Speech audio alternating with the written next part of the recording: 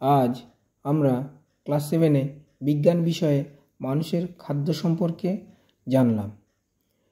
এখন আমরা জানতে পেরেছি মানুষের খাদ্যের উপাদানগুলো কি কি। তাহলে তোমরা একটি সমস্যা সমাধান করবে গ্রুপ স্টাডির মাধ্যমে।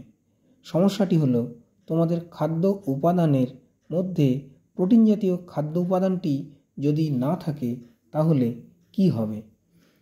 এই সমস্যাটি তোমরা গ্রুপ করে নিজেদের মধ্যে আলোচনা করো এবং ভাবো কি কি তোমাদের অসুবিধা হতে পারে।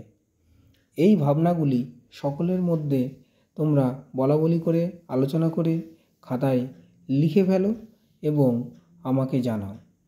এইভাবে তোমরা যদি বিভিন্ন সমস্যা একা যেটা পারছো না কয়েকজন মিলে একসঙ্গে বসে গ্রুপ করে কাজ করো তাহলে তোমরা এর সুফল পাবে এবং সমস্যা থেকে সমাধান করতে পারবে।